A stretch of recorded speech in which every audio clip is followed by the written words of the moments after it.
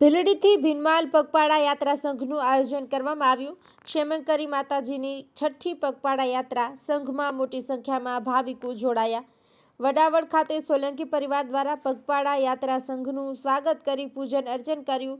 ભીલડીથી રાજસ્થાનના ભીનમાલ ખાતે બિરાજમાન ક્ષેમંકરી માતાજીના ધામમાં છઠ્ઠી પગપાળા યાત્રા સંઘનું સોમવારની રોજ વહેલી સવારે સેમુજ માતાજીના મંદિરેથી પ્રસ્થાન થયું હતું અને શ્રાવણ સુદ 14ના શુક્રવારના ભીનમાલ ખાતે આવેલા ક્ષેમંકરી માતાજીના મંદિરે પહોંચી ધ્વજારોહણ કરાશે, જેમાં ભીલડીથી નીકળેલી પગપાળા યાત્રા સંઘ વડાવલ ખાતે આવી પહોંચતા ચતરાજી ગોમાજી સોલંકીના પરિવાર દ્વારા તેમના ફાર્મ હાઉસ ખાતે સ્વાગત કરી યાત્રા સંઘનું પૂજન અર્ચન કર્યું હતું અને મોટી સંખ્યામાં યાત્રા સંઘમાં ભાવિ ભક્તો જોડાયા હતા।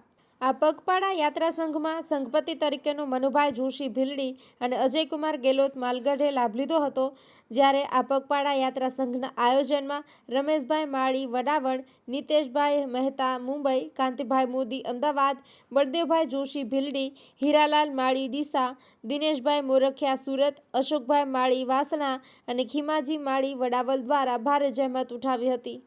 ભીલડીથી ભીનમાલ છઠ્ઠી પગપાળા યાત્રા સંઘ નીકળી રહ્યો છે। આ યાત્રાની અંદર સામાજિક સમરસતાને ધ્યાનમાં લઈને દરેક જ્ઞાતિના લોકો જોડાઈ અને માતાજીના ભક્તો બધા સાથે યાત્રામાં જોડાય છે અને આજથી 5 દિવસે 8 તારીખે મેં ભીનમાલ માતાજીને નેજો ચડાવી અને